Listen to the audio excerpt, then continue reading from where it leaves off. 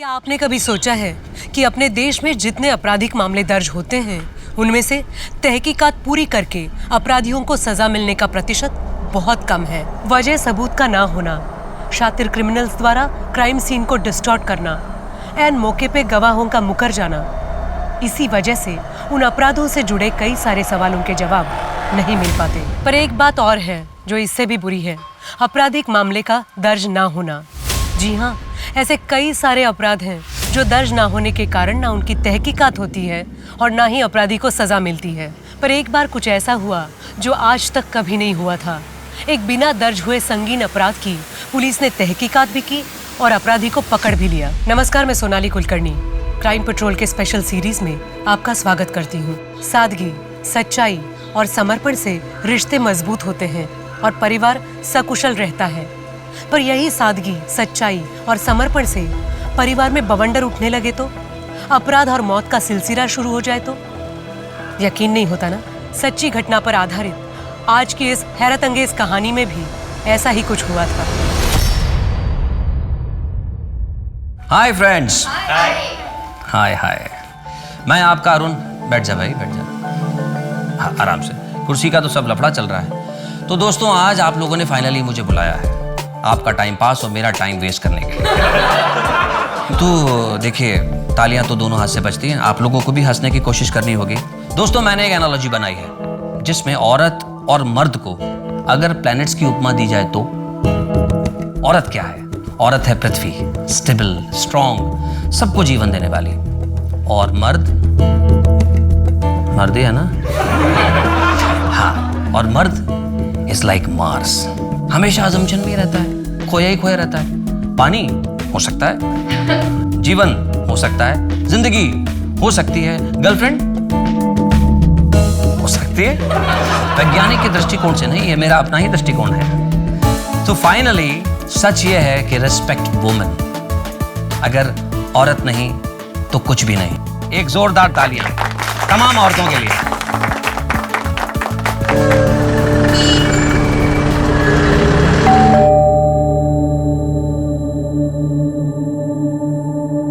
अरे आप यहाँ से गुजर रहा था तो सोचा आपका हालचाल पूछता चलो। आइए ना।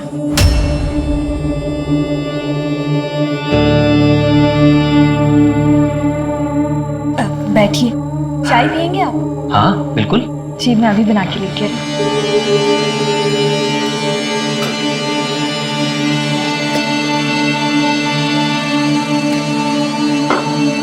आप बस 2 मिनट रुकिए, मैं अभी आई। फिर से चाय की पत्ती खत्म हो गई? अब मैं बस लेके ही आ रही हूँ। डोंट वरी, चाय की पत्ती के अलावा घर का कुछ जरूरी सामान भी लेके आया। अरे इन सब की क्या जरूरत थी? देखिए, मैं जानता हूँ किशोर के जाने के बाद आप अपना ख्याल नहीं रखती हैं। जिसके लिए ये घर बार सजाया था, अब वो ही नहीं रहा तो आपका मूड ठीक करने के लिए ये मास्टर शेफ आज आपके लिए चाय बनाएगा। अरे आप बस देखते जाओ। लेकिन आप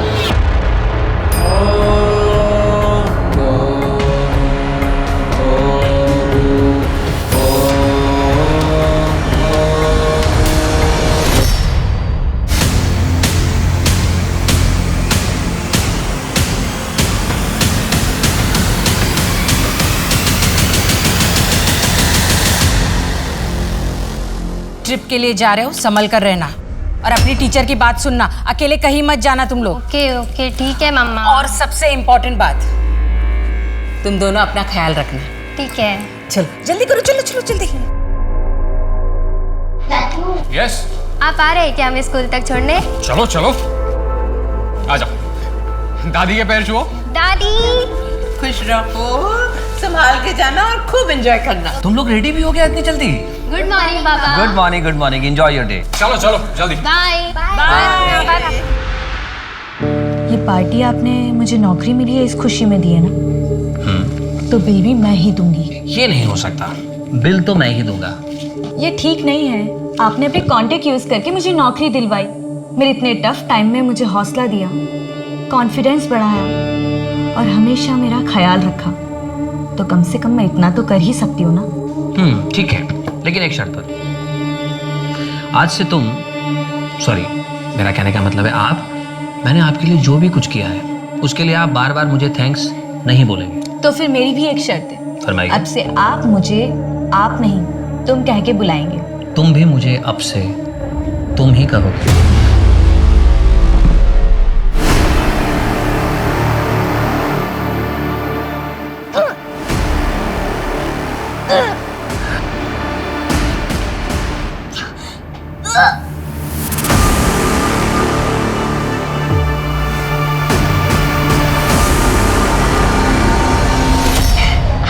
सोनी, अरे क्या हो गया तुझे?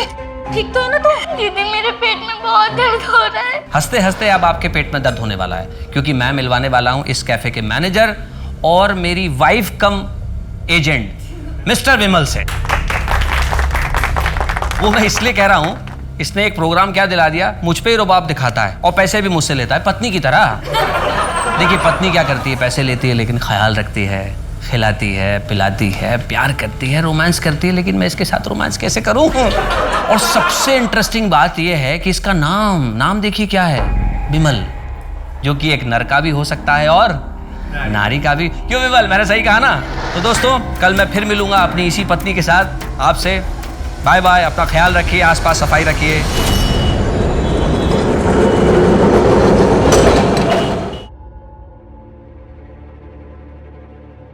अरे इतनी सुबह सुबह कहाँ जा रहे हैं?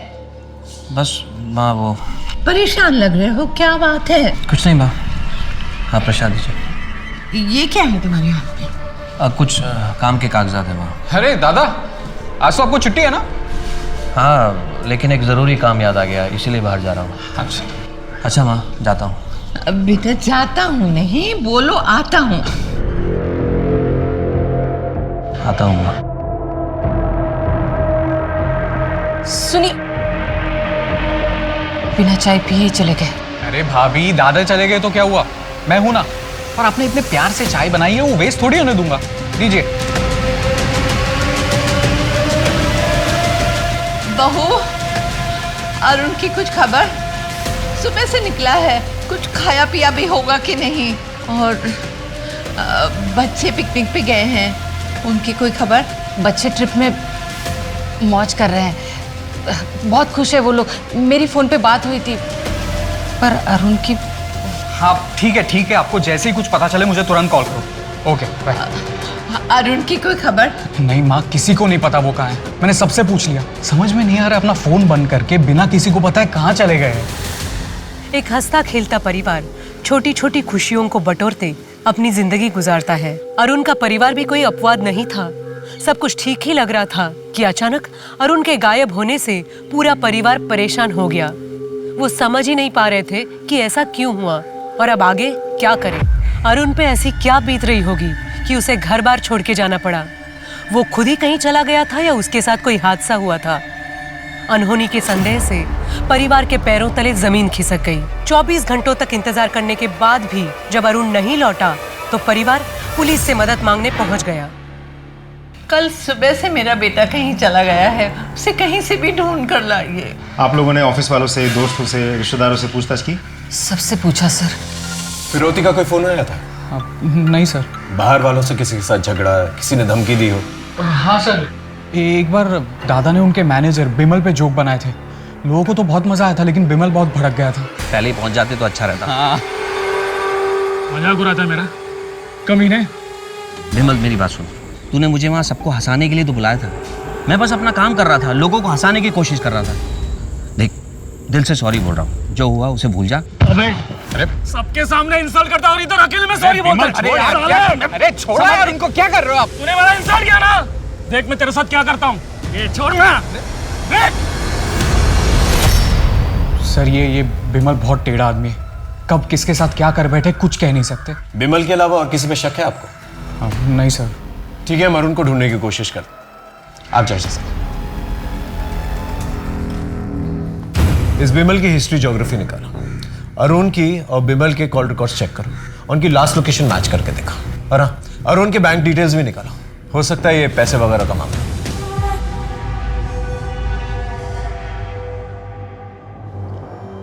ये घर में ही थी या कहीं बाहर गई थी? घर पर ही थी, पर इसका पेट दर्द से क्या संबंध? डॉक्टर, क्या हुआ? कोई सीरियस बात है क्या? शोनी प्रेग्नेंट है। सर अरुण के कॉल रिकॉर्ड्स मैंने बहुत अच्छे से स्टडी किया। अरुण के कॉल रिकॉर्ड्स के हिसाब से अरुण और जैस्मिन के बीच दिन में कम से कम 5 से 6 बार बात होती थी, और बातें बहुत लंबे लंबे होती थी सर। ये जैस्मिन कौन? सर अरुण के दोस्त की वाइफ। कुछ ही महीनों पहले उसकी दोस्त की मौत हो गई, और अगले ही हफ्ते से उन दोनों में बातचीत शुरू हो गई थी सर। अरुण के बैंक डिटेल्स हैं? हाँ सर, ये देखिए। लेकिन बैंक स्टेटमेंट से एक इंटरेस्टिंग बात पता चली है सर। जैस्मिन से मिलते हैं सर।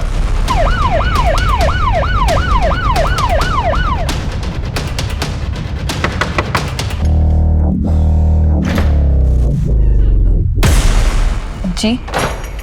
आप जैस्मिन? जी। आपको तो पता ही है कि अरुण लापता। कुछ आइडिया हो कहाँ होगा? नहीं सर। फोन पे बातचीत होती थी आप लोगों की? नहीं सर, सिर्फ 1-2 बार ही हुई होगी। और पैसों का लेन देन? मैं उनसे पैसे क्यों लूंगी सर? यह है अरुण के कॉल रिकॉर्ड्स। इसके मुताबिक दिन में 5-6 बार आप लोगों की बातचीत होती थी, और ये है उसके बैंक स्टेटमेंट्स। इसके मुताबिक काफी पैसे ट्रांसफर किए उसने आपको। अब आप सीधे सीधे बताएंगे या पुलिस स्टेशन चल के बताएंगे? बताती हूँ सर। एक्चुअली अरुण मेरे पति के बहुत अच्छे दोस्त थे। मेरे पति के चले जाने के बाद उन्होंने मेरी बहुत मदद की, पैसों से ही नहीं, मुझे अपने पैरों पे खड़ा किया, और उनकी ये मदद मैं कभी भूल नहीं सकती। हम दोनों बहुत अच्छे दोस्त बन गए थे, और न जाने कब एक दूसरे से प्यार हो गया, पता ही नहीं चला। सब कुछ बहुत अच्छा चल रहा था सर, और एक दिन। इस वक्त कौन आया हुआ है? मैं देखती हूँ। आप? अरे कहाँ जा रही हो? ये क्या चल रहा है यार? और तुम? इनसे मिलना तो बहुत दूर की बात है, इनके बारे में सोचना भी नहीं। उसके बाद अरुण का यहाँ आना 2 महीनों के लिए बंद हो गया। मैंने भी उसे भुलाने की कोशिश की, लेकिन एक दिन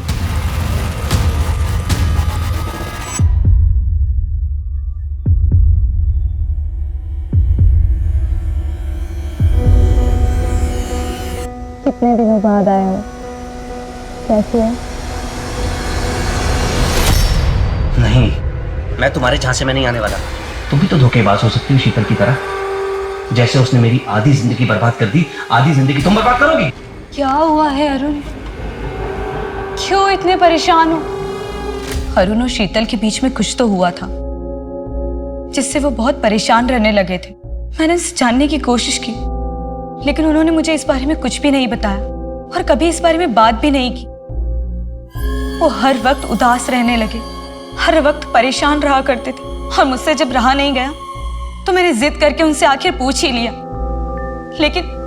लेकिन उन्होंने मुझसे कहा कि वो बात बताने से अच्छा है कि वो मर जाए। और उसके बाद मेरी कभी हिम्मत ही नहीं हुई कि मैं उनसे उस बारे में कभी बात करूं।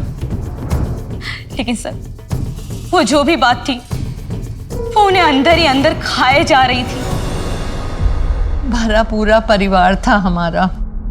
तीज त्योहार, खाना पीना, दोस्त रिश्तेदार, हंसी ठहाका। फिर अचानक सब बदल गया। शीतल और अरुण के बीच में पता नहीं ऐसा क्या हो गया कि वो एक दूसरे से नफरत करने लगे। उनके बीच में झगड़े होने लगे। मैंने बीच बचाव करने की बहुत कोशिश की, लेकिन झगड़े की जो वजह थी मुझे नहीं पता चली।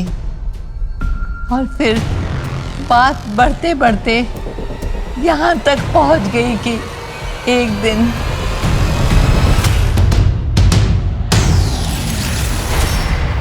शीतल अच्छी बहू है, समझदार पत्नी है, प्यारी माँ है, हमारे परिवार की नाक है। उन दोनों का रिश्ता बहुत अच्छा था, पर उस दिन के हादसे के बाद हम सब हैरान हैं। अरुण और आपके बीच में किस बात की वजह से टेंशन था?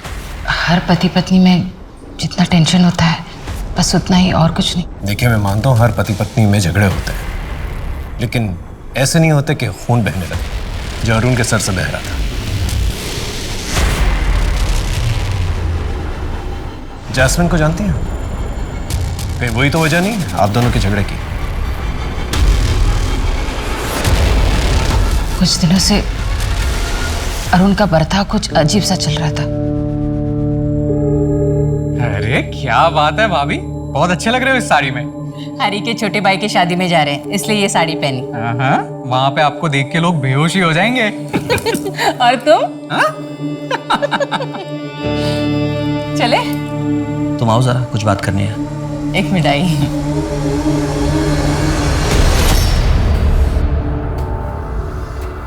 ये कैसा ब्लाउज पहना हुआ है तुमने? विदाउट स्लीव्स है, मुझ पर बहुत जच रहा है ना? नहीं, चेंज करो इसे अभी। मेरा कहने का मतलब है कोई सादा सा पहन लो, लॉन्ग स्लीव्स का ब्लाउज पहन लो। पहले अरुण को मेरी हर एक बात बहुत अच्छी लगती थी, फिर उसे धीरे धीरे मेरी बात उसे खटकने लगी। वजह? पता नहीं। कहीं अरुण को आप पर शक तो नहीं था? पता नहीं सा। शीतल के बिहेवियर से तो लग रहा है जैसे अरुण को उस पर शक था। हो सकता है अरुण की गुमशुदगी में शीतल का हाथ हो। ये भी हो सकता है कि शीतल का कोई अफेयर चल रहा हो, लेकिन किससे? क्या लगता है सर? अखिल से? हो सकता है। अगर शीतल और अखिल का अफेयर चल रहा था तो कॉल रिकॉर्ड से तो पता नहीं चलेगा, क्योंकि दोनों साथ में रहते थे। पड़ोसियों से पता करो। अगर वाकई में दोनों का अफेयर चल रहा था तो एक पुख्ता वजह हो सकती है जहां पर दोनों ने मिलकर अरुण को गायब किया। सर, सोनी, तुम कुछ तो याद होगा ना? तुम किससे मिली थी? किसी ने कुछ खिलाया था या किसी ने कुछ किया तुम्हारे साथ? मुझे कुछ भी याद नहीं आ रहा दीदी। पेट में अचानक से दर्द होता है, बहुत भूख लगती है बार बार। क्या हुआ है दीदी मुझे? दीदी कल मैं स्कूल जाऊंगी ना? हेलो, क्या? ठीक है, हम अभी पहुंचते हैं। चल चल।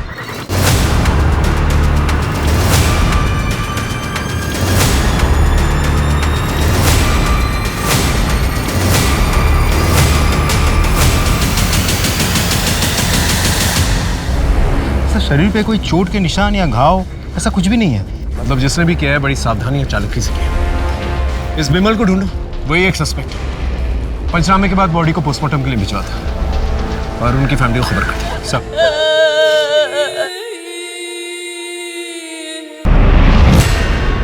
सर, विमल का पता चल गया। कहाँ पर है? एक लॉज में छिपा बैठा है। लेकर आओ। तूने ही अरुण को मारा ना? मैंने अरुण को नहीं मारा सर। उसने तेरा मजाक उड़ाया था, तूने उस पर हाथ उठाया और मौका मिलते ही तूने उसका मर्डर भी कर दिया। मैं उस झगड़े को कब का भूल गया हूँ सर। तो फिर शहर छोड़ के क्यों भागा था? लॉज में क्यों छुपा हुआ था? सर, मैं कर्जे में डूबा हुआ हूँ। साहूकार मुझे ढूंढ रहे थे, इसलिए घर छोड़ के यहाँ लॉज में रह रहा हूँ। सारे मोटिव्स तेरे पास ही हैं अरुण को मारने के लिए, और कोई नहीं मारना चाहता था उसे। है सर। कौन? अरुण की बीवी शीतल। क्या? हाँ सर। वो अरुण को क्यों मारना चाहेगी? सर, अरुण ने मुझे खुद बताया था, जब भी वो अपनी पत्नी के करीब जाता था वो इसकी बेइज्जती करती थी, कहती थी बदबू आ रही है। सर, यहाँ तक कि वो उल्टी भी कर देती थी। सर, विमल ने शीतल के बारे में जो कुछ भी कहा, शीतल ने या अरुण की मां ने कभी भी ऐसा कुछ नहीं बताया हमें। एक पत्नी अपने पति को इसलिए मार देती है क्योंकि उससे बदबू आती है। ये बात कुछ हजम नहीं हो रही। जरूर कोई और वजह है जो घर वाले भी हमसे छुपा रहे हैं। ये शीतल अखिल के रिलेशनशिप के बारे में कुछ पता चला? इसे पता लगाने की कोशिश कर रहे हैं, थोड़ा सा समय लगेगा।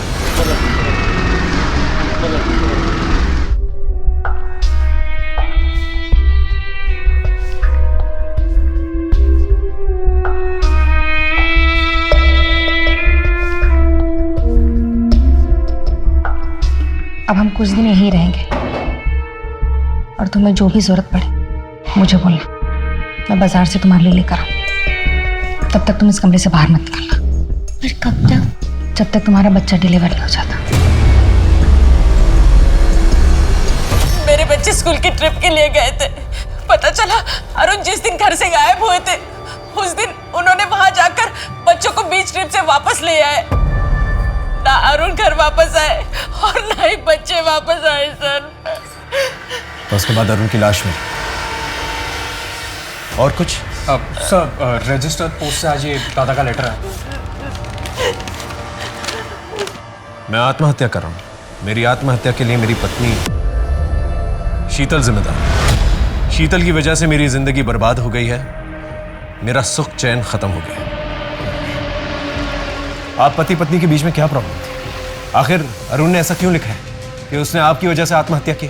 सर मुझे कुछ नहीं पता, सिर्फ आप लोग मेरे बच्चे को ढूंढ कर लाइए सर। अरुण घर से निकला, फिर उसने बच्चों को पिकअप किया और उसकी लाश फिर कुएं के पास मिली। कहीं बच्चे वही तो नहीं? प्लीज हम आपका दुख समझते हैं, ठीक है? हमें अपनी कार्रवाई करनी है, प्लीज। पंचनामे के बाद पोस्टमार्टम के लिए भेजते हैं। सर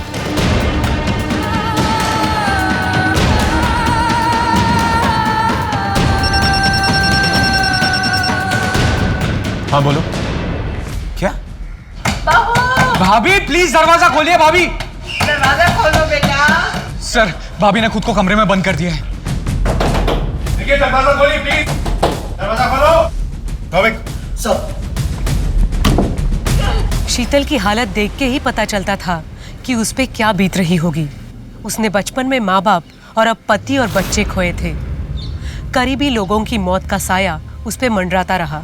वो जिस सदमे से गुजर रही थी उसे सहना सबके बस की बात नहीं थी। पर कठिनाइयों और हादसे में तपी शीतल जैसी महिला ने आत्महत्या करने की कोशिश की तो पुलिस भी समझ गई कि कुछ और भी राज हैं जो शीतल को जिंदगी से मौत की कगार तक ले आए हैं। वो ऐसे कौन से राज थे जिनके खुल जाने से सबको सदमा लगने वाला था? ऐसी कौन सी बात सामने आने वाली थी जिससे तहकीकात की दशा और दिशा बदलने वाली थी? अब हाँ सर। घर की तलाशी लेनी है। जी प्लीज। विनोद चेक करो।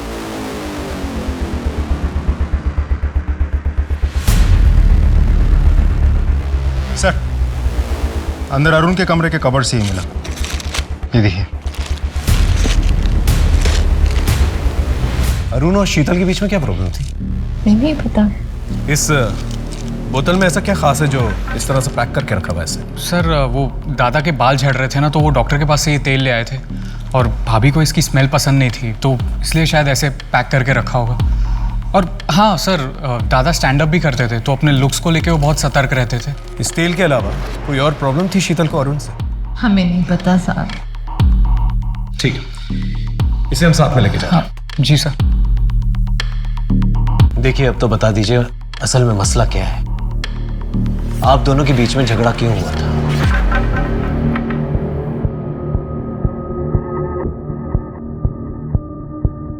ये तेल हमें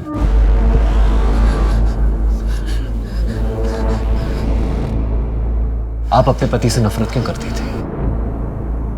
आपने उनके सर पे बोतल फोड़ दी थी, क्या वजह?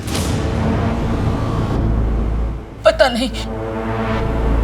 देखिए शीतल जी, हम आपकी मदद करने की कोशिश कर रहे हैं, दैट्स ऑल। आप डिटेल में बताइए हमें उस रात को क्या हुआ था, वजह हम पता कर लेंगे। देखिए अगर आप हमें नहीं बताएंगी तो आपके पति की मौत का इल्जाम आप पर आ जाएगा, आपके 2 बच्चों की मौत की जिम्मेदार भी आप ही ठहराई जाएंगी। क्या आप ये चाहती हैं? हम लोगों के बीच में ऐसी कोई बड़ी प्रॉब्लम नहीं थी, सब कुछ अच्छा था। पति पत्नी, 2 बच्चे, देवर, सासू माँ। फिर एक दिन अरुण ने स्टैंड अप कॉमेडी का प्रोग्राम करना शुरू कर दिया।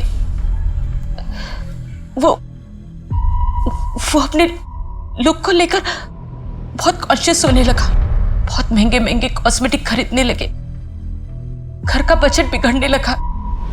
फिर भी मैंने मैनेज कर लिया। प्रोग्राम के चक्कर में वो रात रात भर घर से बाहर रहते थे। कभी कभी तो एक एक हफ्ते घर नहीं लौटते थे वो। एक दिन मुझे जैस्मिन के बारे में पता चला। मैं बहुत गुस्सा हो गई, लेकिन उन्होंने उसके साथ वो रिश्ता खत्म कर दिया। थोड़ी अनबन हुई हमारे साथ। फिर एक दिन वो बाल बड़ा करने का कोई तेल लेकर आए।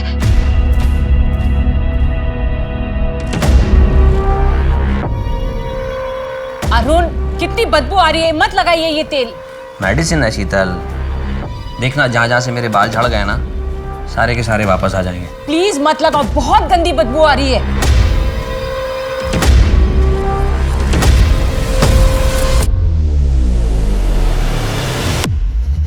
शीतल, सो गई क्या? हे शीतल, शीतल क्या हुआ? अरे ये क्या किया तुमने?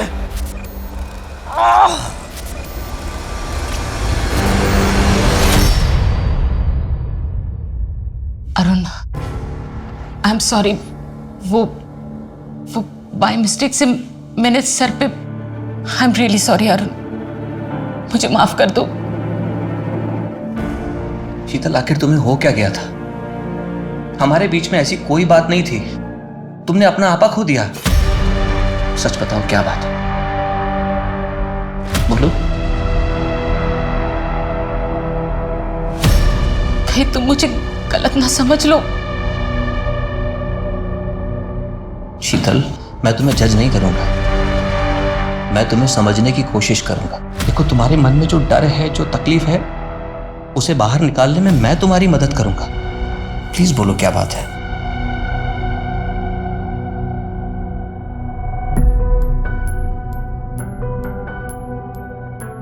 मैं 13 साल की उम्र में ही मां बन गई थी। कब क्या हुआ मुझे कुछ पता नहीं। मैं तो बहुत छोटी थी। दीदी ने मुझे बताया कि मैं प्रेग्नेंट हूं। फिर दीदी ने मुझे ये भी बताया कि किसी ने मेरे जूस में कुछ मिलाया था। फिर बेहोश होने के बाद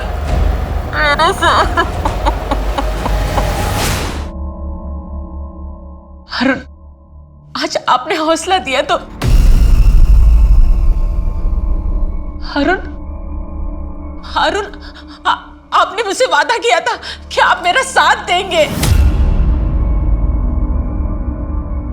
अरुण,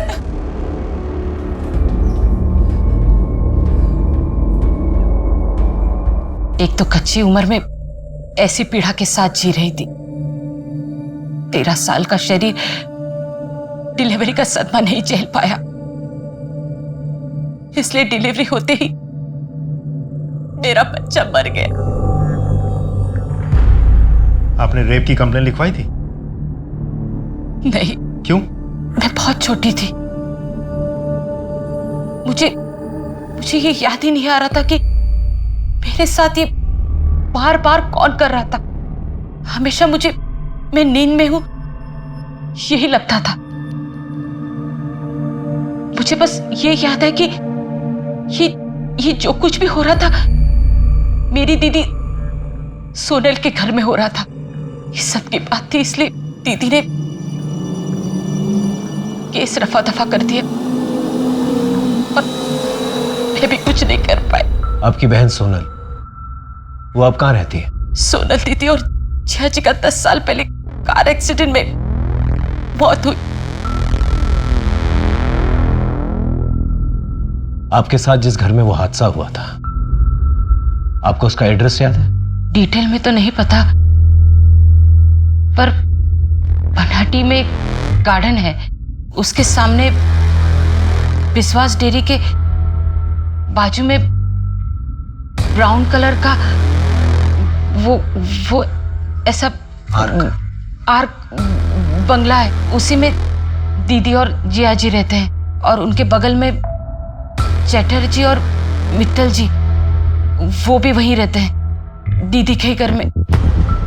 शीतल की कहानी सुन के ये केस और भी ज्यादा कॉम्प्लिकेटेड हो गया है। सर ऐसा भी तो हो सकता है कि बचपन में शीतल पे हुए टॉर्चर की बात सुन के अरुण ने उन लोगों को ढूंढ निकालने की कोशिश की होगी, जिसकी वजह से उन लोगों ने मिलकर अरुण को मार दिया होगा। या सर ऐसा भी तो हो सकता है शीतल खुद को बचाने के लिए मनगढ़ंत कहानी रच रही हो। शीतल को उस तेल से प्रॉब्लम है। हो सकता है कि वो तेल की स्मेल उसके अतीत के किसी हादसे से जुड़ी हुई है। क्या है कि कुछ हादसे ऐसे होते हैं जो दिमाग में घर कर जाता है, इंसान उन्हें याद करके भी याद नहीं करना चाहता, लेकिन फिर कुछ ऐसा होता है जो दोबारा से वो हादसों को ट्रिगर करता है और दिमाग के बंद दरवाजे दोबारा से खुल जाते हैं और फिर इंसान ऐसे रिएक्ट करता है जिस तरह से शीतल ने रिएक्ट किया अपने हस्बैंड के साथ। लेकिन अगर शीतल झूठ बोल रही तो उसने कमाल की कहानी रची है और अपने ही हस्बैंड और बच्चों को मार दिया। वो ऐसा करेगी क्यों? एक काम करते हैं, शीतल ने जो पुराना एड्रेस दिया है ना अपना, वहां चल के पूछताछ करते हैं, देखते हैं क्या क्लू मिलता है। Excuse me sir. हेलो, हाँ ओके सर, पोस्टमार्टम रिपोर्ट आ गई है। बच्चों की बॉडीज में सेडेटिव्स मिले हैं। इसका मतलब नींद की गोलियां देकर बच्चों को मारा गया है। सोनी, 10 साल पहले जो हुआ उसे भूल जाओ। सारे मर्द एक जैसे नहीं होते, कुछ अच्छे भी होते हैं। ये देखो, मैंने तुम्हारे लिए एक अच्छा सा लड़का देखा है, तुम इससे शादी कर लो, ये तुम्हें बहुत खुश रखेगा। अरे ज़्यादा सोचो मत, मैंने हाँ कह दी है, बस 15 दिन में शादी होने वाली है। मैं चलती हूँ, मुझे बहुत तैयारियां करनी है।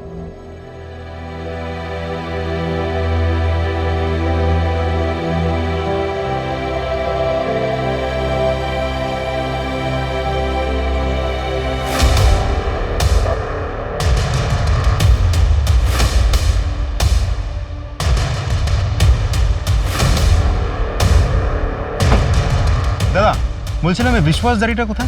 विश्वास डेयरी सर, यहाँ तो कोई विश्वास डेयरी नहीं। हाँ, गिरधर डेयरी है आगे। आप यहाँ कब से रहते? सर मैं तो पैदा ही यही हुआ था। अच्छा, 27 साल पहले यहाँ कोई विश्वास डेयरी हुआ करती थी? नहीं। अच्छा, एखाने একটা বাগান ছিল, एक गार्डन, एक बगीचा टाइप, ऐसा कुछ? क्या मजाक कर रहे हो साहब? हमारे इस पूरे एरिया के अंदर ना कोई बागान था और ना है। एक आर्ट शेप का ब्राउन कलर का बंगलो हुआ करता था, कुछ याद है? साहब हमारे पूरे एरिया के अंदर सिर्फ अपार्टमेंट्स हैं, बंगलो तो नहीं है।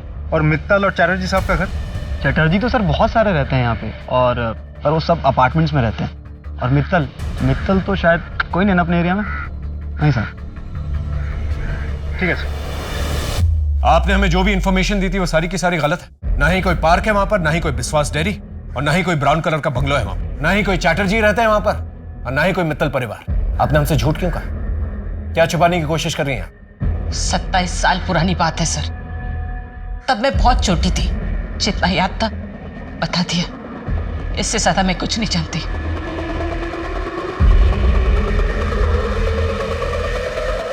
सर, ये औरत सिर्फ घुमा फिरा के बात कर रही है, देख लीजिएगा फिर से कोई नाटक करेगी। इसकी सास से पता करो इसका रिश्ता किसके जरिए आया था, हो सकता है कोई क्लू मिल जाए। Right sir.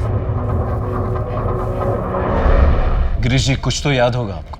शीतल की बहन और मैं हम साथ में काम करते थे। शीतल की बहन की और मेरी कभी ज्यादा बात नहीं होती थी, लेकिन एक दिन अचानक वो जॉब छोड़कर चली गई थी। उसके कई सालों के बाद वो मुझे एक दुकान में मिली थी, तब मेरी उससे कुछ बात हुई थी। तब उसने बताया कि वो शीतल की शादी करने वाली है। मैंने भी उसको बताया कि मेरी नज़र में कुछ लड़के हैं, उनमें से एक लड़के अरुण के साथ उसकी शादी हो गई थी। उसके बाद हमारी मुलाकात नहीं हुई। ये शीतल और उसके पति, ये दोनों कहाँ रहते थे? ये दोनों अग्रपाड़ा में रहते थे।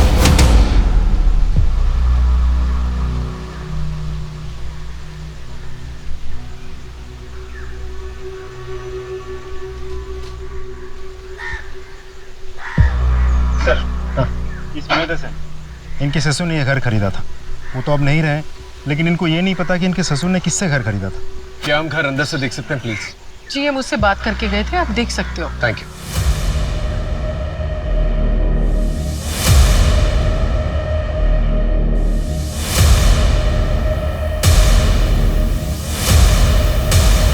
याद आ रहा है घर देख के? हाँ, मैं यहाँ 5 साल रही हूँ। मेरे ज्यादा दोस्त नहीं थे, तो मैं ज्यादा से ज्यादा मैं घर पर ही रहती थी। अब याद आए उस दिन मेरे दीदी और जिया जी की एनिवर्सरी थी।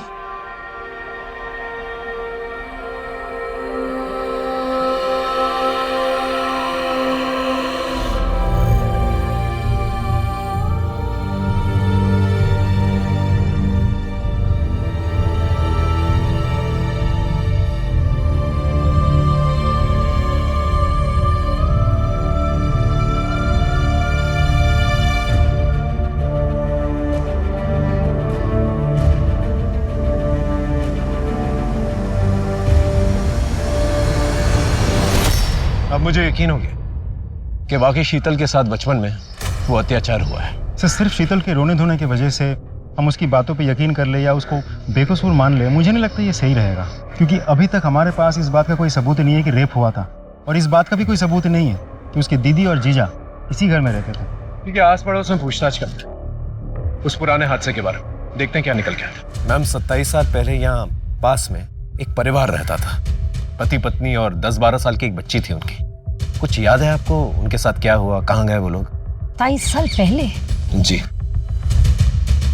सोनल और प्रताप? जी, सोनल और साथ में उसकी बहन शीतल। शीतल नहीं, सोनी नाम था उसका।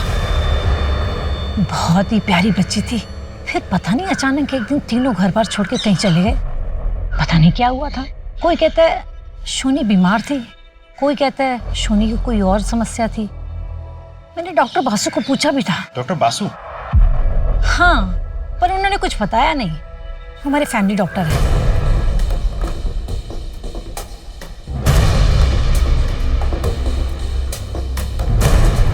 सर, मैं आपको थोड़ी देर में फोन करता हूँ। जी हाँ। सोनल और प्रताप के पुराने सामान में से ये फोटो एल्बम मिला।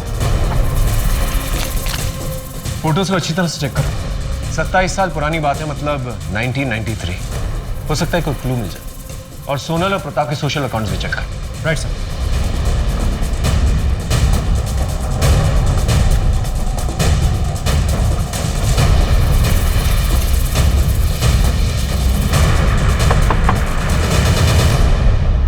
सूरज यहीं पर रहता है? सूरज यहीं पे था, लेकिन वो भाग के चला गया है घर से। मिल नहीं रहा है वो, हम ढूंढ रहे हैं उसे। सर, हम इस केस को क्रैक करने की कितनी भी कोशिश कर ले, कहीं ना कहीं से कोई ना कोई प्रॉब्लम आ ही जाती है और सारे रास्ते बंद हो जाते हैं। इतना अच्छा क्लू था, वो भी हाथ से निकल गया। अब क्या करें? इस केस के सिलसिले में जितने भी पुराने सबूत हैं, जैसे पुराने लेटर्स, पुराने फोटोग्राफ्स, पुराने बिल्स वगैरह, ये सारी चीजें जो है ना शीतल को दिखाता है। फिर पता चलेगा कि वो विक्टिम है या फिर कातिल। सर, ये रोनित है, आपके जीजा प्रताप के ऑफिस कलीग हुआ करते थे। ये श्रीनाथ है, आपके दीदी के घर के पड़ोसी हुआ करते थे। अक्सर आपके घर पे आते थे जाते थे। जब आप छोटी हुआ करती थी और आपके घर में कोई नहीं हुआ करता था, तो आपके घर वाले आपको इसी के घर पे छोड़ के जाया करते थे। और ये जो ग्रुप फोटो है, ये उस घर में आपकी दीदी की लास्ट एनिवर्सरी की फोटो है।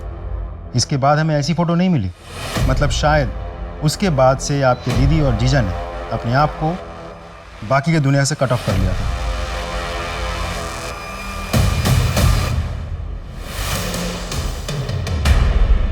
ऐसा क्या था इस फोटोग्राफ के अंदर जिसे देखकर शीतल ने इस तरह से रिएक्ट किया?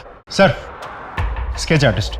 हाँ, ये फोटो देख रहे हैं? ये फोटो 27 साल पुरानी है। इस फोटो में जितने भी लोग हैं 27 साल के बाद कैसे दिखेंगे, उसका एक स्केच चाहिए, अपने मुताबिक बना के लेंगे।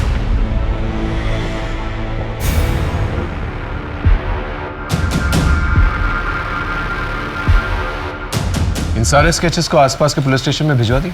जी सर, और हमारी एक टीम इन सारे स्केचेस को सबको दिखा के पूछताछ भी कर रही है।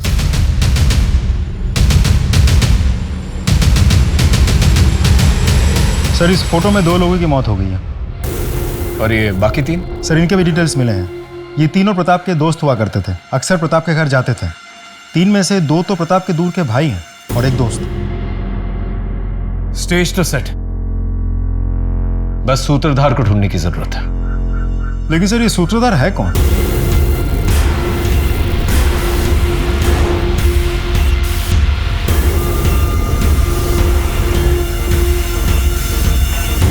आप लोग सोनल और प्रताप को जानते थे? हाँ, वो हमारे बहुत अच्छे दोस्त थे।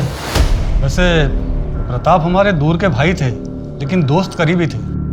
आप शीतल, इनमें से किसी को पहचानती हो? किसी की शक्ल याद है तुम्हें?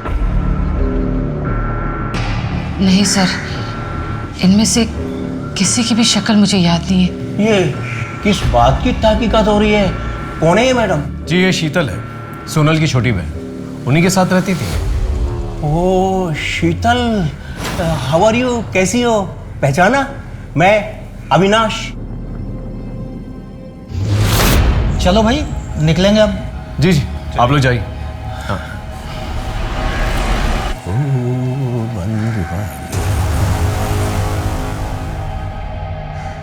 एक मिनट प्लीज, वापस आइए। एक मिनट।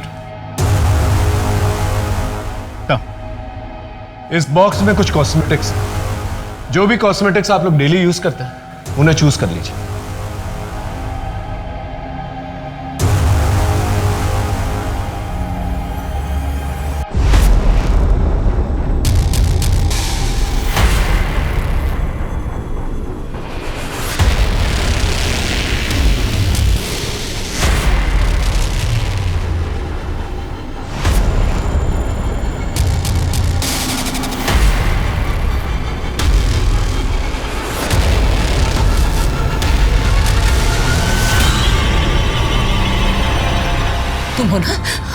तुम हो ना जिसने मेरे साथ गलत किया, एक बच्ची के साथ गलत किया, ने मेरी जिंदगी बर्बाद की, मेरी इज्जत लूटी। मैं तुम्हें छोड़ूंगी नहीं। संभालो, संभालो, संभालो। लेके जाओ, लेके जाओ। क्या बकवास है ये? कुछ भी अनाप शनाप बोले जा रही है। लगता है इसका माथा फिर गया और साथ में पुलिस भी बावली हो गई है। ना कोई सबूत ना गवाह। अरे वाह वाह वाह वाह, 27 साल पहले की मनगढ़ंत कहानी गढ़ करके तुम मेरी बदनामी कर रहे हो। मनगढ़ंत कहानी है या सच, वो तो हम पता लगा ही लेंगे, लेकिन तकलीफ से अगर बचना चाहता है ना तो अभी सच बता दो। 13 साल की शीतल को तुमने क्या क्या किया था? क्या बकवास कर रहे हो? मैंने कभी किसी पर कोई अत्याचार नहीं किया। बिना किसी सबूत के आप कोई आरोप नहीं लगा सकते। मैं जा रहा हूं। रुकिए, जब तक का डीएनए टेस्ट नहीं हो जाता ना आपका, आप कहीं नहीं जा सकते। कर लो डीएनए टेस्ट। मैच किससे करोगे? ये सूरज, जब शीतल 13 साल की थी उसका एक बच्चा पैदा हुआ था। वो मरा नहीं था, जिंदा है। वही ये बच्चा है। अब जब तक डीएनए टेस्ट नहीं आ जाता, यहीं पर रुको।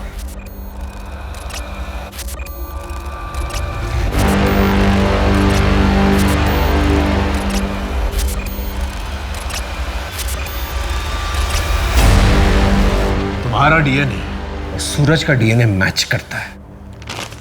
अब सीधे से सच बोलेगा या मार खा के बोलेगा? बोल। बताता हूं। ये हैप्पी एनिवर्सरी।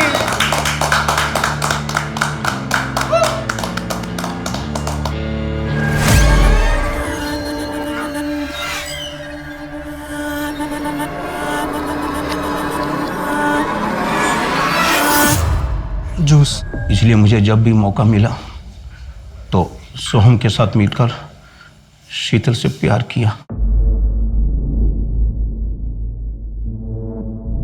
अविनाश ने तो अपना गुनाह कबूल कर लिया है। अब तुम दोनों बताओ, 13 साल की शीतल के साथ तुम दोनों ने क्या क्या किया था? सर इस बात को 27 साल हो गए। अब इतने सालों बाद एक गलती को लेकर अब क्यों बवाल कर रहे हो? 27 साल पहले जो तुम लोगों ने गलती की थी उसका बोझ शीतल आज तक उठा रही है। बचपन में मेरे साथ हुए अत्याचार से मेरे मन में एक हमेशा के लिए दर्द बना रहा, एक कमजोर पल था जब अपने आप पर बीती हुई बात मैंने अपने पति से कही। वही मेरी सबसे बड़ी गलती थी। पाप किया है शीतल तुमने, धोखा दिया है मुझे। जरूर तुम्हारे ही चाल चलन में कोई खोट रही होगी, तभी तो उन लोगों ने तुम्हारी इज्जत पर हाथ डाला। मेरा ही नसीब खराब था जो तुम जैसी बदचलन औरत से मेरी शादी हुई। अरुण, मैंने कहा ना, दूर हटो मुझसे। अरुण, अपने पति पर भरोसा करके अपनी जिंदगी का सबसे बड़ा दर्द मैंने उनके साथ शेयर किया। मैंने सोचा वो मुझे सहारा देंगे, मेरा हौसला बढ़ाएंगे, पर वो तो मुझसे नफरत करने लगे, मुझ पर शक करने लगे, और तो और हमारे बच्चे उनके नहीं किसी और के हैं ये समझकर उन्होंने बच्चों को भी मार दिया। अगर अरुण का मुझ पर विश्वास होता तो न वो बच्चों को मारते और न खुद आत्महत्या करते। वो ये एक इम्पॉसिबल केस था जो शायद कभी सॉल्व ना होता। 27 साल पहले हुए एक भयंकर अपराध को पुलिस ने बिना किसी एफआईआर, बिना किसी पुख्ता सबूत, बिना किसी चश्मदीद गवाह के उजागर किया। उन अपराधियों को पकड़ा और कोर्ट से उन्हें सजा भी दी गई। हम अक्सर कहते हैं कि अगर आपके साथ क्राइम हुआ है तो ओपन अप, उसके बारे में खुल के बात करो, न्याय मांगो। पर ओपन अप होना इतना आसान नहीं होता, क्योंकि हमारे समाज में कड़वी सच्चाई को स्वीकार करने की हिम्मत नहीं है। तभी तो लगभग 99% रेप केसेस रिपोर्ट नहीं होते। ताज्जुब हुआ ना? पर यही सच्चाई है। इसे बदलना हो तो हमें वैसा माहौल बनाना पड़ेगा। औरत की पीड़ा सुनने और समझने की हिम्मत रखनी होगी। तभी औरत अपनी आप बीती के बारे में खुल के बात भी करेगी और न्याय भी मांगेगी।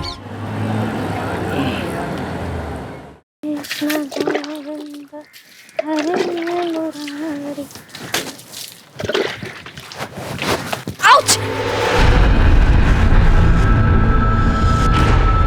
What nonsense! क्या है ये? कितनी बार मना किया है इस तरह कॉलोनी में पानी नहीं बहाने का? दिमाग नहीं तेरे पास? चलते फिरते इंसान की हड्डियां तोड़ दे। ताई मैं पानी बहा नहीं रही थी, वो आज एकादशी है ना, इसलिए घर धो रही थी। सच में दिमाग नहीं ना तेरे पास, है ना? प्रूफ कर दिया तूने। कहाँ है पाटिल जी? हाँ, बुला पाटिल जी को। पाटिल जी! अरे ताई, मैं ना पूरा पानी आगे तक साफ कर दूंगी। आज ना घर धोने से ना सारे पाप धुल जाते हैं। ओ प्लीज, ये अपनी फालतू बकवास अपने पास रख और मेरा दिमाग मत खराब करना। हाय दिन कुछ ना कुछ खुराफात करती रहती है। आज तुझे मैं ना सबक सिखा के रहूंगी। पाटिल जी यहाँ आइए। अरे प्रियंका जी, ये देखिए, ये क्या किया है? ये आपकी वाइफ ने। अरे आज मैं गिरते गिरते बच गई। आज तो आपकी वाइफ ने ना मेरी हड्डियां पक्का तोड़नी थी। प्रियंका ताई, आप तो ऐसे बोल रहे हो जैसे मैंने जानबूझ के पानी डाल दिया आप पे। गलती करती हो और जबान लड़ाती हो एक रिस्पेक्टफुल औरत से। हाँ? सॉरी।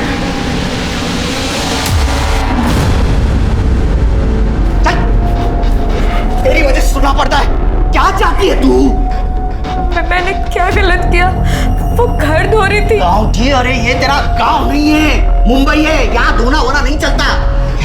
तुम सोचता हूँ इसे कुछ बोलो, पर इसे दादा आपका ऑफिस को लेट हो रहा है, आप जाइए ना। क्या जाऊँ ऑफिस? मरते मरते इस गाँठी को मेरे गले मार के। वहीनी,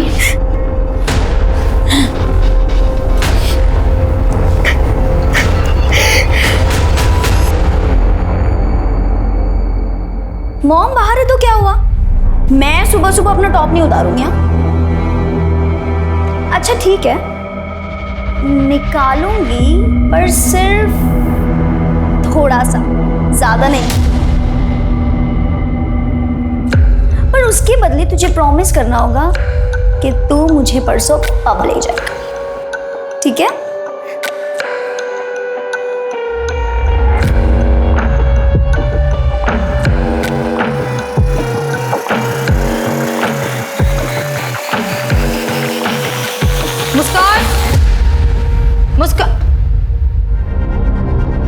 मुस्कान, ये क्या कर रही थी तुम? कुछ नहीं मॉम, वो सेल्फी मोड पर ना कैमरा रखकर मैं चेक कर रही थी मेरा वेट कम हुआ है कि नहीं। और आप ये हमेशा मुझ पे इतना शक क्यों करते हैं? अगली बार से आप आओगे ना रूम में तो दरवाजा नॉक करके आना। ऐसे किसी के भी रूम में घुसना बैड मैनर्स होता है। मेरी भी तो कोई प्राइवेसी है। बेटी की कब से होने लगी माँ से प्राइवेसी? मुस्कान मुझे मत बना। अगर तुम नहीं सुधरी तो मुझसे बुरा कोई नहीं होगा, समझी तुम? अब चल बाहर नाश्ता कर ले। आप जाओ, मैं आ जाऊंगी। ज्यादा मुंह बनाने की जरूरत नहीं है, चल।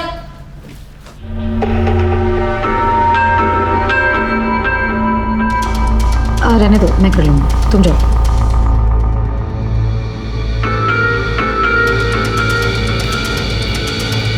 क्या है ये? हाँ, 24 घंटे फोन पे लगी रहती है। हाँ, करती क्या है तू? फोन दो मम्मा। नहीं दूंगी। अरे और प्लीज आप ना नेक्स्ट टाइम से मेरा फोन मत टच करा करो। और ये क्या है? Kit kit kit kit kit kit. कहाँ रही हो? दिख नहीं रहा है आपको? इतना ही बोल लो तुझे, लेकिन कभी नहीं समझ में आने वाला है। ढीठ की ढीठ ही रहने वाली है।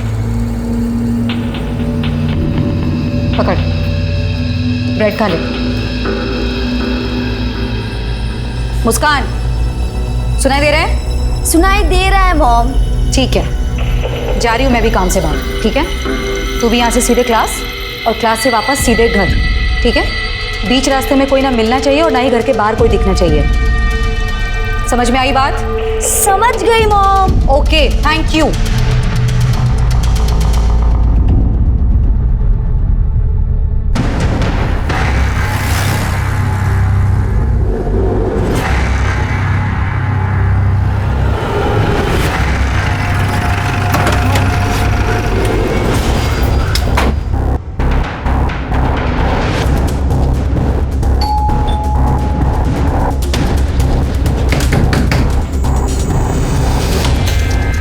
Priyanka Singh, income tax department.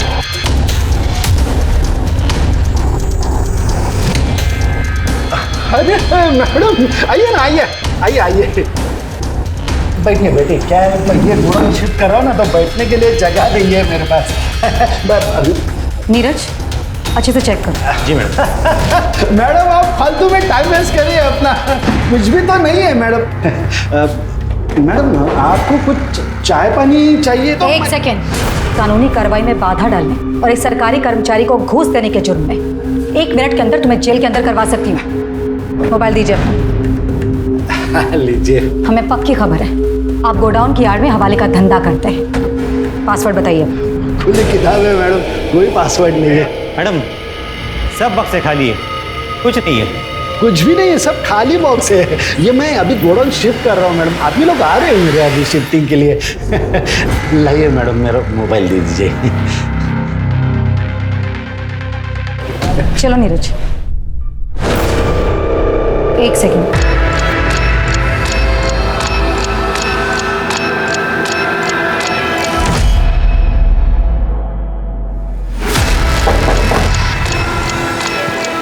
Neeraj, तोड़ दो इसे। जी मैडम।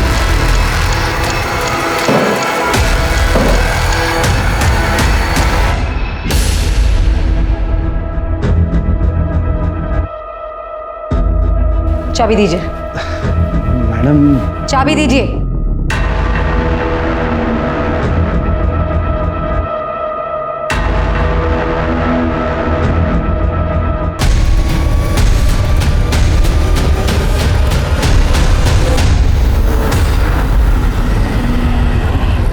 चला मैं निकतो, अभी तेरी कॉलोनी के बाहर से मुझे ऑटो मिल जाएगा, चलता हूँ मैं। हाँ, ठीक है बाबा, एक बार इनसे मिलके जाते ना। चिंता मत कर, मैं गोविंद से फोन पर बात कर लूंगा। ठीक है, चलता हूँ। ठीक है बाबा, यही है वो प्रियंका सिंह।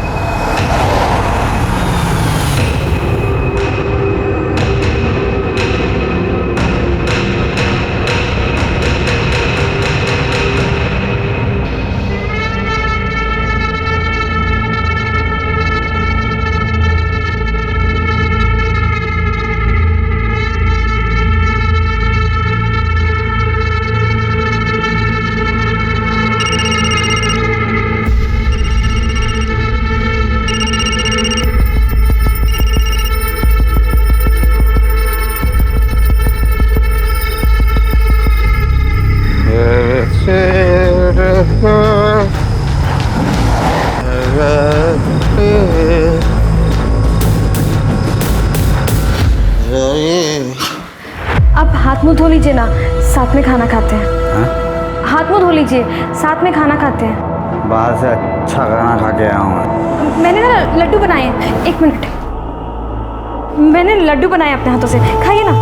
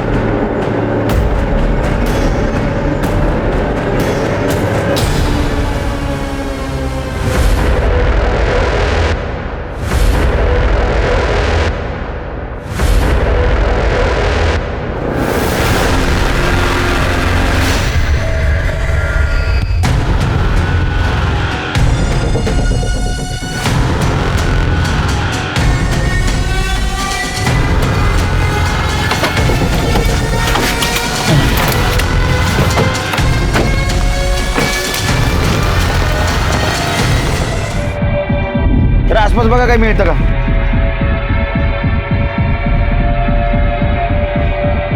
इसका चेहरा तो पूरी तरह से कुचला गया है। सर ये आई कार्ड मिला।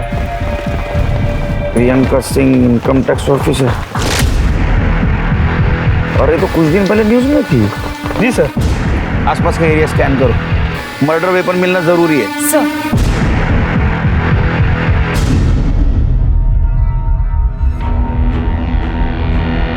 ये निशान देख रहे हो टायर के, और ये निशान देख के लगता है ये बिना गियर वाले 2 व्हीलर के निशान है। प्रताप इसके फोटोग्राफ्स निकालो, सर्कुलेट कर दो। सर क्या ये हो सकता है कि इसे कहीं और मारा गया और 2 व्हीलर पे यहाँ लाके डंप कर दिया गया? नहीं 2 व्हीलर पे बॉडी कैसे लाएंगे? इसको यहाँ बुलाया और बाद में इसको मारा। सर बॉडी के पास कोई ज्वेलरी नहीं मिली। सर हो सकता है ये मर्डर का मकसद चोरी या लूटमार हो सकता है। आसपास के ज्वेलरी शॉप में पूछताछ करो, आज कोई ज्वेलरी बेचने आया था। सर बॉडी को पोस्टमार्टम के लिए भेजो। सर सुबह सवेरे आयकर अधिकारी प्रियंका सिंह की बेरहमी से की गई हत्या से पूरे इलाके में सनसनी फैल गई। पुलिस डिपार्टमेंट पर तुरंत कार्रवाई करने का प्रेशर बढ़ने लगा। प्रियंका सिंह मशहूर थी तो इस केस के विवादास्पद होने के पूरे आसार थे। ऐसे में पुलिस को बड़ी मुस्तैदी के साथ और सतर्कता के साथ छानबीन करने के आदेश दिए गए और साथ ही इस बात की भी हिदायत दी गई कि मीडिया में कोई भी बात लीक ना हो।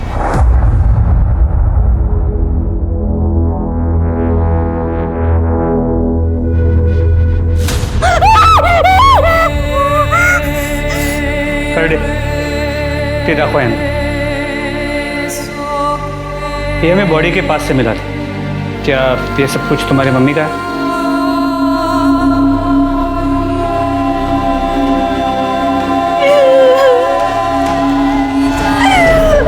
ये सब मेरी मम्मा का है।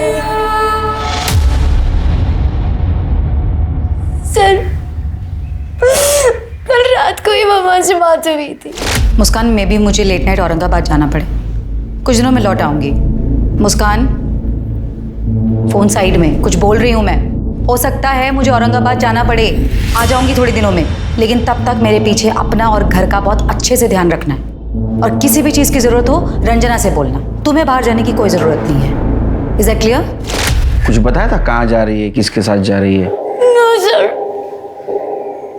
मम्मा ऐसे 4-5 दिन के लिए आती जाती रहती है। किसी के साथ बात करते हुए सुना था?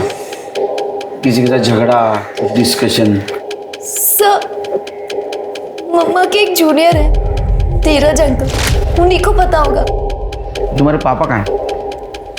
सर पापा और मम्मा का डिवोर्स हो चुका है। मम्मा की कोई रिलेटिव भी नहीं है, हम दोनों ही यहाँ रहते थे। तुम्हारे पापा और वो मम्मा के जूनियर नीरज अंकल, उनका नंबर दे देना, और तुम्हें कुछ भी पता चले तो मुझे पर्सनल कॉल करना। माझा नंबर दे दिला। सर जाइए आप। एक इनकम टैक्स ऑफिसर के मर्डर के कई पहलू हो सकते हैं प्रताप। एक काम करो कि प्रियंका सिंह, इसके पर्सनल और प्रोफेशनल लाइफ के बारे में पता करो, और उसका एक्स हस्बैंड और जूनियर नीरज, उसके साथ बातचीत करो। जी सर, मैं प्रियंका सिंह की मोबाइल डिटेल्स भी निकलवाता हूँ। और एक बात पता करो, ये प्रियंका सिंह पिछले कुछ दिनों में किसके साथ मिली थी, उसने किसके साथ बातचीत की थी। हो सके तो सीसीटीवी फुटेज भी क्लिक करो। राइट सर, इससे हमें ये पता लग सकता है कि प्रियंका सिंह मर्डर स्पॉट पे खुद गई थी या उसे बुलवाया गया था। मतलब मुझे लगता है उसको बुलवाया गया था, क्योंकि उसकी बेटी मुस्कान, उसने क्या कहा था पता है? वो औरंगाबाद जा रही थी। हो सकता है मुझे औरंगाबाद जाना पड़े। और उसका मर्डर वेस्टर्न एक्सप्रेस हाईवे पे हुआ है, जो गुजरात की तरफ जाता है। सर ये प्रियंका सिंह की पोस्टमार्टम रिपोर्ट। उसके सर को पीछे की तरफ से पत्थर से मारा गया था। सर ये टायर के निशान की रिपोर्ट्स भी आ गई है। सर आपका अंदाजा सही था, ये किसी स्कूटी टाइप 2 व्हीलर के टायर के निशान है। प्रियंका के पास 2 व्हीलर है? नो सर, कोई 2 व्हीलर नहीं था। फिर तो 2 ऑप्शन हो सकते, या तो उसको कोई जान पहचान वाला 2 व्हीलर पे लेके गया, या तो किसी ने उसको वहां बुलाया, उसका मर्डर किया और ज्वेलरी लेके भाग गया। सर मैं एरिया के सभी ज्वेलर्स के साथ टच में हूँ, अब तक कोई चोरी की ज्वेलरी बेचने आया नहीं। एक काम करो प्रताप, ये टायर कौन से कंपनी के पता करो, ये फोटो अपने टीम में सर्कुलेट कर दो, और एक टीम स्कूटर को ढूंढने के लिए भेजो। सर।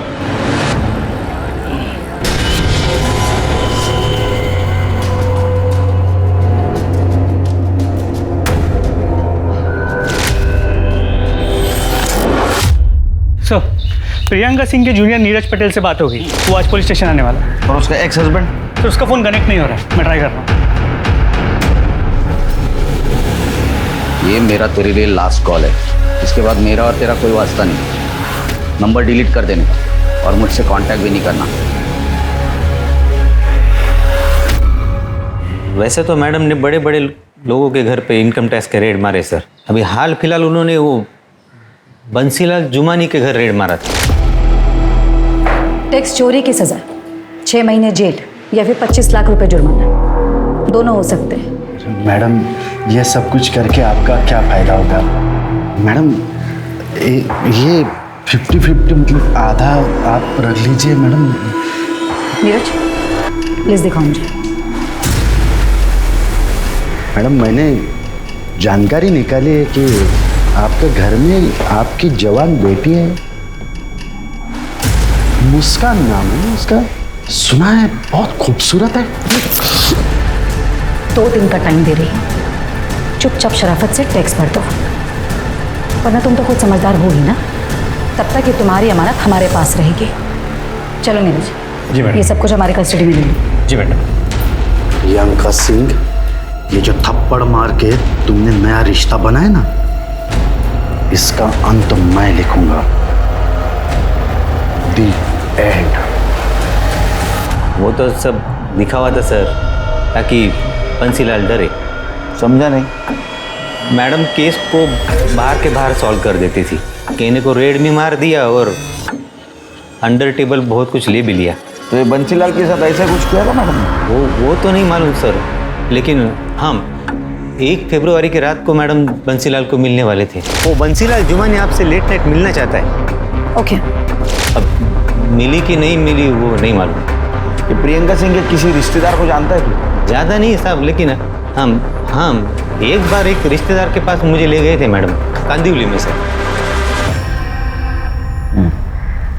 ठीक है, वो प्रियंका सिंह के सारे कांटेक्ट डिटेल्स दे देना। जी सर। हाँ सर, मैंने मैडम को सेटलमेंट के लिए बुलाया था, लेकिन उस रात मैडम आई ही नहीं। ये तो तुम कह रहे हो। ये भी तो हो सकता है कि वो वहाँ आई तो तुमने उसे ही सेटल कर दिया और बॉडी को ठिकाने लगा दिया। क्या बात कर रहे हैं सर? मैं व्यापारी आदमी हूँ सर। आपको गुंडा बदमाश लगता हूँ क्या मैं? हमें सब पता है तुम क्या करते हो, और इन्वेस्टिगेट करके सब बाहर निकालेंगे। लेकिन जब तक ये केस खत्म नहीं होता, शहर छोड़ के बाहर मत जाना। ठीक है सर। जाओ।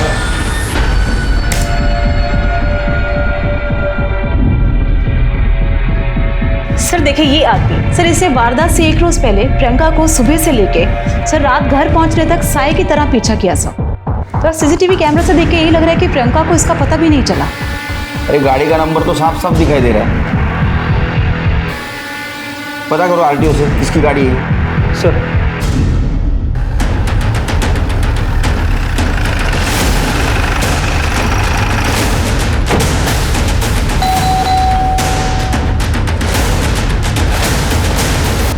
सुनील मोरे। हाँ बोलो। अरेस्ट करा याला। एक सर, पर केले क्या सर? क्या किया मैंने? Income tax officer Priyanka Singh का मर्डर हुआ है, और मर्डर के 1 दिन पहले तुम उनको फॉलो कर रहे थे। हमें शक है उनका मर्डर तुमने किया। चला रहे क्यों? 1 मिनट। क्या 1 मिनट लगाए रहे? सुनील मोरे, एंटी करप्शन डिपार्टमेंट। सॉरी, मुझे ऊपर से ही ऑर्डर मिले थे प्रियंका सिंह को फॉलो करने के। सर मैं भी हैरान हूँ। Anti corruption bureau Priyanka Singh को अरेस्ट करने वाली थी और उसको किसी ने मार दिया। उसके खिलाफ किसी ने कंप्लेंट की थी क्या? नहीं सर, और बहुत दिनों से डिपार्टमेंटल इंक्वायरी चल रही थी उसके ऊपर। हमारे पास बहुत सारे सबूत भी थे और इसीलिए मैं उसका पीछा कर रहा था, ताकि दूसरे दिन ऑर्डर मिलते ही मैं उसे अरेस्ट कर सकूं। लेकिन उसके पहले ही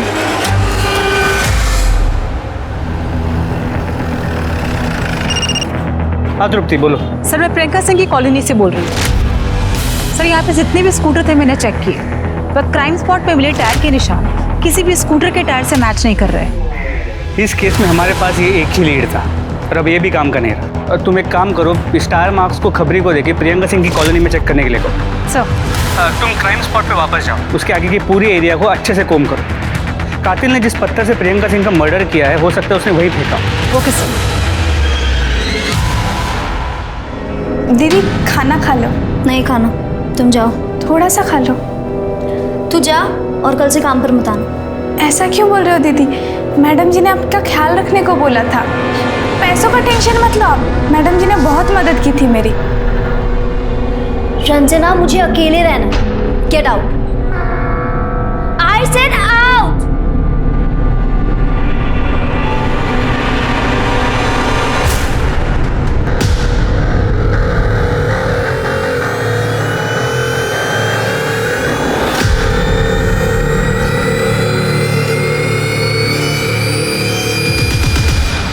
नीरज ने प्रियंका के जिस रिलेटिव के बारे में बताया था, उससे बातचीत हो गई? सर उससे बात होती है, मैं आपको अपडेट करता हूँ। सर मर्डर लोकेशन से ईमेल है। गुड जॉब प्रताप, इमीडिएट इसको फॉरेंसिक को भेज दो। सर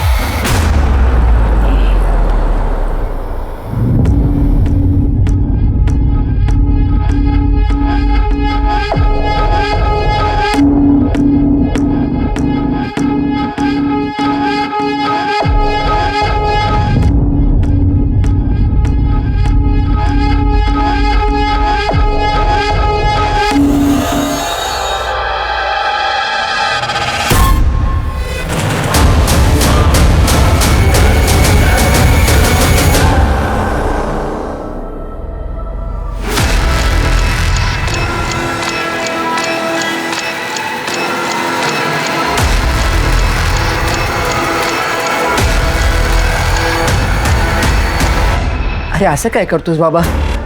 वो बेटी है मेरी, पत्नी है तुम्हारी। अरे पत्नी नहीं, पनौती है मेरे लिए वो। टेंशन की सिवा दिया क्या तेरी बेटी ने मुझे? आई ने कसम दी इसलिए शादी की, वरना कब का घर पे छोड़ दिया होता तेरे।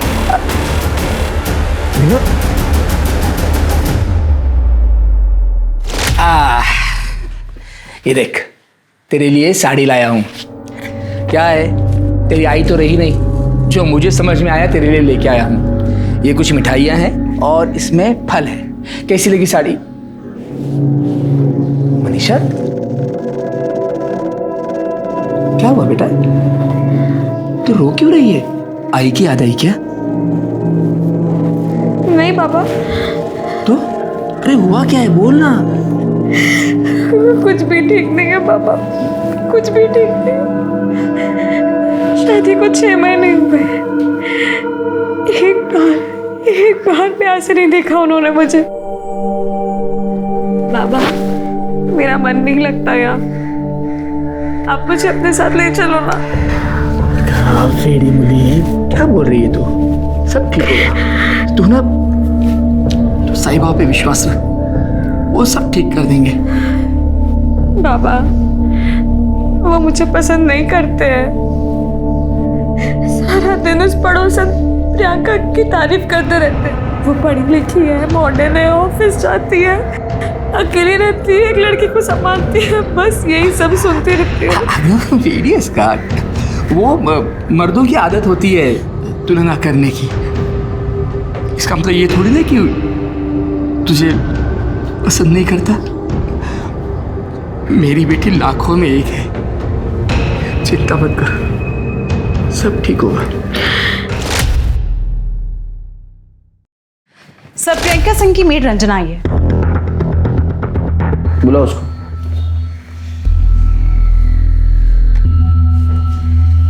बोलो। साहब मुस्कान मैडम सिर्फ अपना बॉयफ्रेंड शाश्वत को घर लाने के लिए मेरे को काम से निकाल दिया।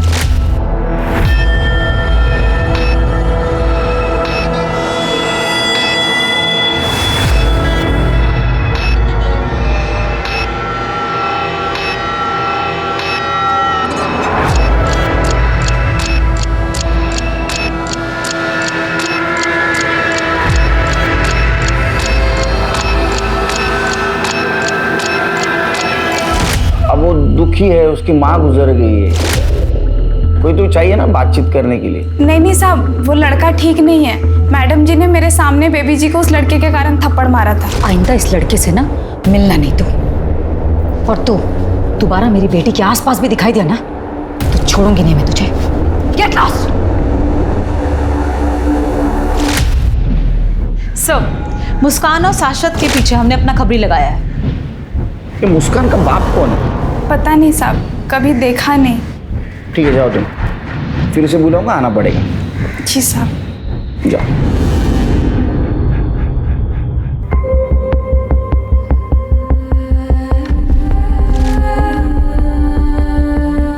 मैंने लड्डू बनाए अपने हाथों से, खाइए ना।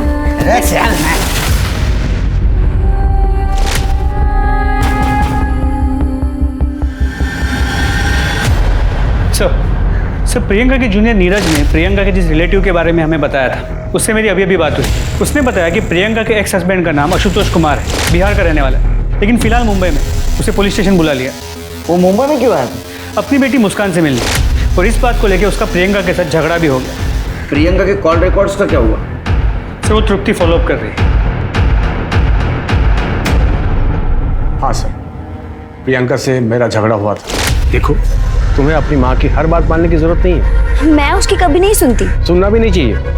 अरे वो कौन सी बड़ी आइडियल औरत है जो तुम्हें सीख दे। और एक बात याद रखना, दुनिया की ऐसी कोई ताकत नहीं है जो हम दोनों को दूर कर सके। ये जिंदगी तुम्हारी है और तुम अपनी मर्जी की मालिक हो। तुम जैसा चाहे जी सकती हो, जिससे चाहे तुम मिल सकती हो, जो करना चाहे तुम कर सकती हो। मैं बोल रहा हूँ, तुम्हें किसी की जरूरत नहीं, किसी से डरने की जरूरत नहीं। मैं मम्मी की ना ही कभी सुनती थी और ना ही कभी सुनूं। हम दोनों हमेशा से एक थे और एक रहेंगे।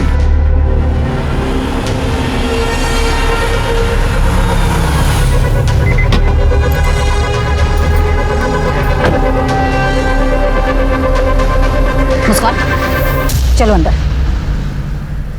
मुस्कान मैंने कहा चलो अंदर। सुनाई नहीं दे रहा तुम्हें? जाओ अंदर। और तुम अपनी हरकतों से बाज नहीं होगे ना? अभी निकलते हो यहाँ से या फिर बुलाऊं पुलिस को? प्रियंका, तुम इस तरह से बिहेव नहीं कर सकते मेरे साथ। ये तुम्हारा सो कॉल्ड एटीट्यूड बहुत महंगा पड़ेगा। मैं बोल रहा हूँ, यही है मेरा attitude. Thank you very much. अब निकलो यहाँ से। तो क्या है ना सर कि उसको इसी तरह की भाषा समझ में आती। तुम्हारा डिवोर्स क्यों हुआ था? प्रियंका ने जिंदगी में आगे बढ़ने के लिए शॉर्टकट अपनाया और इस बात को मैंने कभी सपोर्ट नहीं किया। हम दोनों में मतभेद बढ़ते गए और हमारा रास्ता अलग हो गया। अब जब रास्ता अलग हो गया सर, तो डिवोर्स तो होना ही था। तुम्हारे बच्चे को तुम मिलते हो ना चोरी छुपे, क्यों? एक मजबूर बाप क्या कर सकता है सर? मुस्कान का कस्टडी का केस में हार चुका था और हार नहीं था।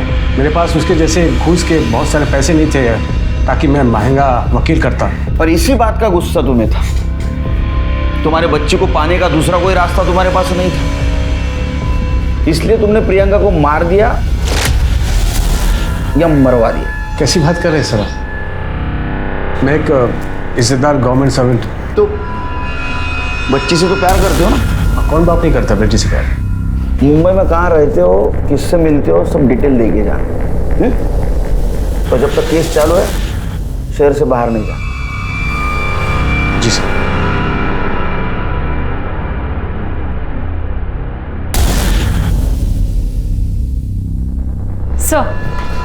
सर प्रियंका की कॉल रिकॉर्ड्स आ गई। कुछ सस्पिशियस मिला?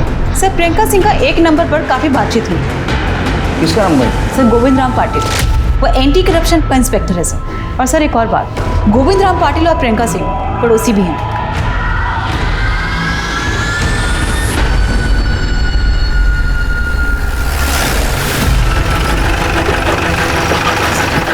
सर ये गोविंद पाटिल का घर है, पर प्रियंका सिंह वहाँ रहती है। पहले गोविंद पाटिल से बात करो।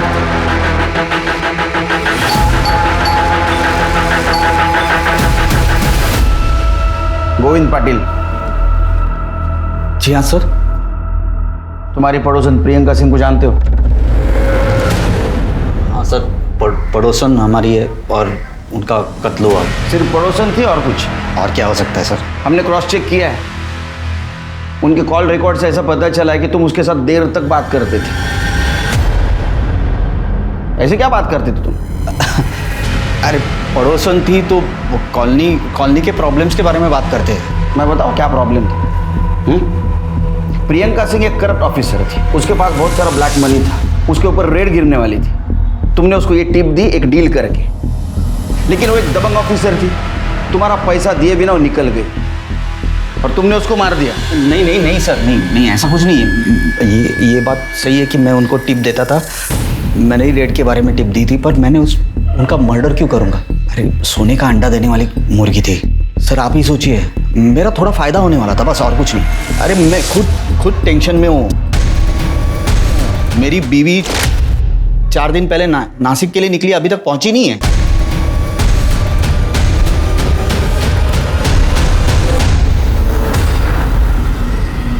तुम्हारी बीवी 4 दिन से गायब है, तुमने पुलिस स्टेशन में कंप्लेंट नहीं लिखवाई? अरे क्या पति और पत्नी के बीच में झगड़ा हुआ, गुस्से में निकल गई तो मैंने पुलिस स्टेशन आओ। हाँ, प्रियंका सिंह केस के बारे में अपना बयान लिखवा और उसी वक्त अपने बीवी की मिसिंग कंप्लेंट भी लिखवाना। चलो मुस्कान से मिलते हैं।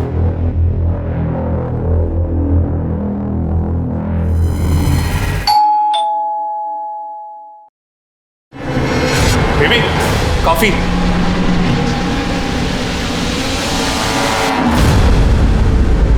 तुम तो बहुत मॉडर्न निकली हैं? तुम्हारी माँ गुजर गई, कुछ असर नहीं हुआ शायद तुम पे? सर मैं बहुत लोनली फील कर रही, इसलिए शाश्वत को यहाँ रहने बुला लिया। अच्छा, लोनली फील कर रही थी इसलिए ओनली इसको बुला लिया? तुम्हारी माँ ने कहा था ना इससे दूर रहने के लिए? सर मुस्कान का कोई फ्रेंड नहीं है ना, तो मैं यहाँ आ गया सर बस। तुम दोनों के दोस्ती के बारे में सब कुछ पता है हमको, हमारे पास एविडेंस है, तुम प्राइम सस्पेक्ट हो। तुम दोनों ने मिलकर प्रियंका सिंह का मर्डर किया है, तुम दोनों को साथ में रहना था ना, किया ना मर्डर? नहीं सर, सही ये पॉसिबल ही नहीं है सर। तुम्हारे पास क्या प्रूफ है तुमने प्रियंका सिंह का मर्डर नहीं किया है? कुछ प्रूफ? क्यों चला सर नहीं सर, सर मैं सब कुछ सच बताती हूँ। एक्चुअली सर मम्मा का मर्डर नहीं हुआ है, मम्मा जिंदा है। फोन लगा, लाउड स्पीकर। हाँ मुस्कान, क्या हुआ, सब ठीक है? मम्मा सब कुछ ठीक है, मुझे आपसे मिलना है। मुस्कान मैंने समझाया था ना कि मुझे फ़ोन मत करना, मैं खुद करूँगी सामने से फ़ोन। वैसे भी बेटा हमारा स्वीडन जाने का इंतजाम हो रहा है, बस 1-2 हफ्ते में हम लोग इंडिया छोड़कर यहाँ से निकल जाएंगे। अब ठीक है, तुम फ़ोन रखो, मैं तुम्हें बाद में दूसरे नंबर से फ़ोन करूँगी, ठीक है? सर प्रियंका का लोकेशन ट्रेस हो गया है, मलाड ईस्ट की। लाइव कोऑर्डिनेट्स भेजें।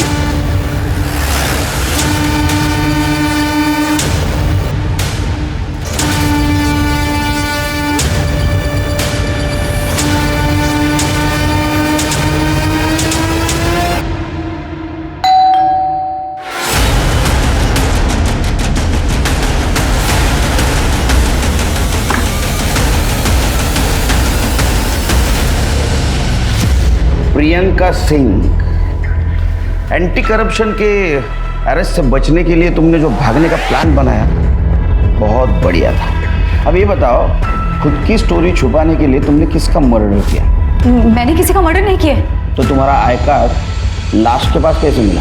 किसकी लाश थी? मुझे नहीं पता कि वो लाश किसकी थी। मुझे पता चला था कि मेरे ऊपर इंक्वायरी होने वाली है, तो मैंने भागने का प्लान किया, लेकिन मैंने मर्डर नहीं किया किसी का, सच कह रही हूँ मैं। और इनफैक्ट मुझे ये सब तो मेरी बेटी मुस्कान से पता चला कि पुलिस को एक लाश मिली है जिसके पास से मेरे कपड़े और मेरा आईडी कार्ड मिला, और पुलिस ने मुझे मरा हुआ समझ लिया। तो ये सब सुनकर मैं चुप हो गई और मुस्कान को भी बोल दिया चुप रहने के लिए। तो वो आई कार्ड और तुम्हारे कपड़े लाश के पास क्या चलते चलते गए? और कौन शामिल है तुम्हारे साथ? पाटिल।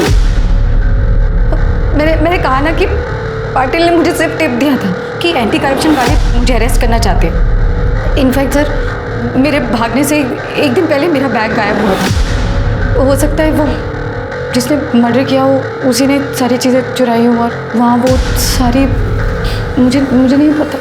तुम्हें जो मालूम नहीं ना वो हम बताएं।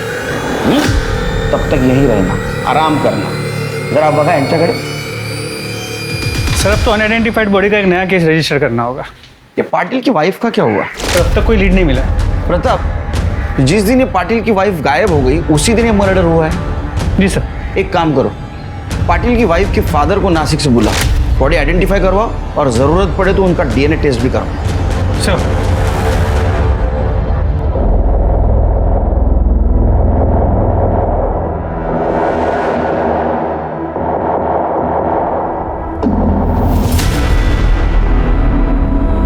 सब इसके हाथ और पैर पर तिल है साहब। यही मेरी मनीषा है साहब। मनीषा, मेरे बेटी को तेरे पर्सनल लाइफ के बारे में पूरी जानकारी है हमारे पास।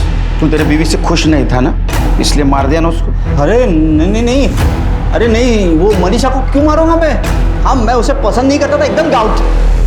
क्या वो लेकर साहब, उसकी पर्सनालिटी में मुझे जो चाहिए था ना वो था ही नहीं, एकदम गुजरा। अच्छा, तो प्रियंका सिंह के पर्सनालिटी में सब फिक्सिंग था? क्या बोल रहे हो साहब? मैं मानता हूँ मेरे दूसरे औरतों के साथ संबंध थे। ये मेरा तेरे लिए लास्ट कॉल है, इसके बाद मेरा और तेरा कोई वास्ता नहीं। मैं प्रियंका सिंह को अरेस्ट का सिर्फ टिप दिया, बस, और कुछ नहीं। और उसके साथ मेरा कोई संबंध नहीं है, सच्ची बोल रहा हूँ, आई रफ्ता की शपथ। तू जानता है तू झूठ बोल रहा है। जब तक सबूत नहीं मिलता यहीं रहेगा, और जब सबूत मिलेगा तब तू यहीं रहेगा। ये गोविंद पटेल अपनी बीवी से खुश नहीं था और प्रियंका डिवोर्स ही थी। मुझे लगता है इन दोनों ने मिलकर ये गेम किया। सर मर्डर वेपन की रिपोर्ट आ गई सर। इसमें 2 लोगों के खून के निशान मिले सर। एक मनीषा का है और दूसरा पता नहीं। दूसरा कातिल। एक काम करो, हमारे पास जितने भी सस्पेक्ट है सबके ब्लड सैंपल्स मैच करवाओ। सर वो स्कूटी के निशान का क्या हुआ? सर खबरी लगा हुआ है। और एक काम करो, वो प्रियंका की मेड रंजन है, उसके साथ फिर से बातचीत करो। हो सकता है उसको पाटिल और प्रियंका के अफेयर के बारे में पता होगा। सर ये दोनों बहुत पहुंची हुई चीज है। हो सकता है इन्होंने कॉन्ट्रैक्ट किलर को हायर किया होगा, और वो स्कूटी भी उसकी हो सकती है। Madam, Priyanka madam Manisha madam को बिल्कुल पसंद नहीं करती थी, आते जाते सुना दिया करती थी। लेकिन एक दिन मनीषा मैडम घर आई थी प्रियंका मैडम से बात करने। ताई, मुझे आपसे कुछ बात करनी है, अकेले में। उन्होंने कमरे में आपस में बात की। मनीषा मैडम जब जाने लगी तो प्रियंका मैडम ने उसे गुस्से से धमकाया था। मनीषा, तुमने जो कुछ भी मुझे बताया है ना वो हम तक ही रहना चाहिए, वरना ठीक नहीं होगा तुम्हारे लिए। मनीषा और गोविंद के बीच फिजिकल रिलेशन नहीं थे, और मनीषा अपने पति को खुश रखने की टिप्स लेने के लिए गायनोकोलॉजिस्ट डॉक्टर जोशी के पास गई थी। वहाँ उसने मेरी बेटी मुस्कान और शाश्वत को साथ देख लिया। मुझे बहुत डर लग रहा है, ऑपरेशन में दर्द होता है। अरे कुछ नहीं होता, तुम टेंशन मत लो, सब ठीक हो जाएगा।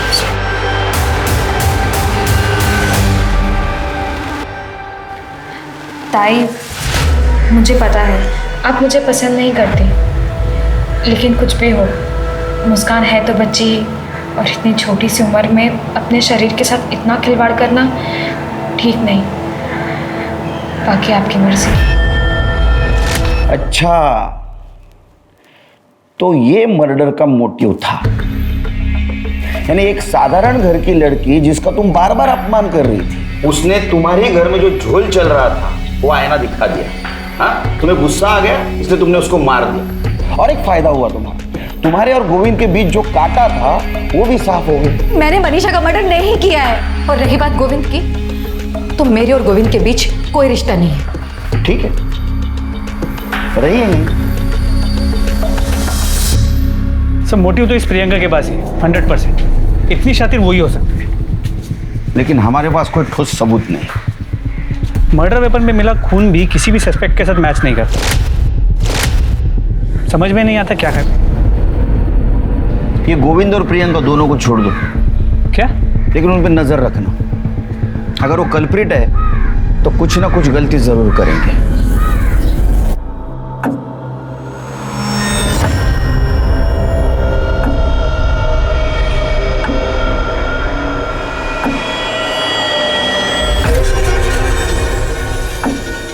सर ये गाड़ी की डिलीवरी आज ही दी मैंने। बहुत दिनों से सर गैराज में थी, उसकी हेडलाइट खराब हो गई थी। कब से थी गाड़ी यहाँ? गाड़ी पिछले महीने की 28 तारीख से गैराज में ही थी। क्या हुआ सर? तो इस बीच गाड़ी कभी गैराज से बाहर नहीं निकली? नहीं सर, हमारे यहाँ पे क्लाइंट की गाड़ी को कोई हाथ नहीं लगा था, लेकिन गाड़ी लेने देने के टाइम हम लोग किलोमीटर की रीडिंग नोट कर लेते। देख सचिन, सोच के बताना, मर्डर का मामला है। हाँ साहब, 1 तारीख को रात को गाड़ी गैराज से बाहर गई थी, लेकिन दूसरे दिन सुबह वापस आ गई थी। किलोमीटर्स नोट किए थे? हाँ साहब।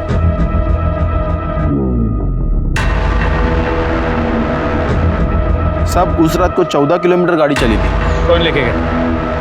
सर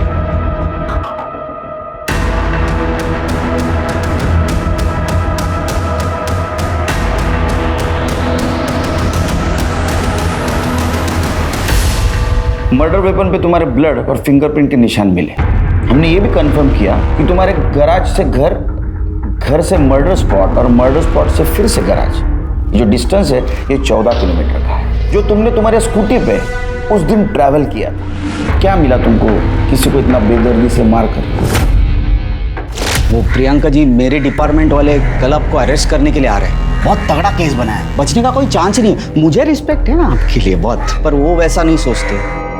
उनकी बातें सुन के मुझे आइडिया आया। मैं प्रियंका दीदी के घर तो आती जाती रहती थी। जब वो दोनों बाहर बैठ के बातें कर रहे थे तब मैं प्रियंका दीदी के घर गई।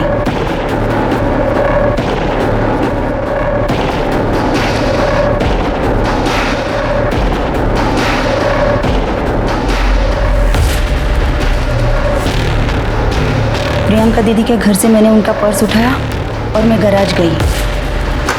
दादा, मेरी गाड़ी तैयार है क्या? मुझे चाहिए अभी। नहीं मैडम, अभी टाइम लगेगा। दादा मुझे ज़रूरत थी। रुकिए मैं चाबी लाता हूँ।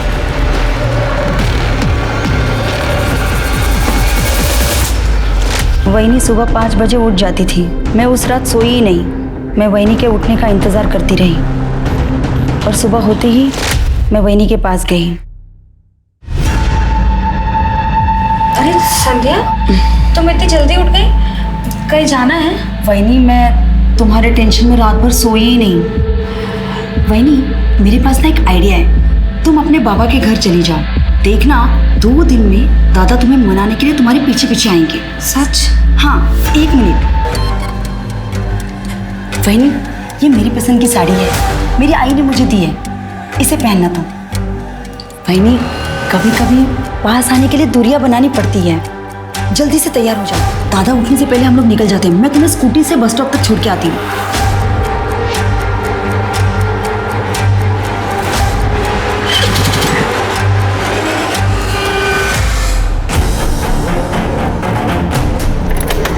वहीनी, वो देखो वट वृक्ष है, यहाँ पे माथा टेक के आगे चलते हैं। कहते हैं शुभ होता है।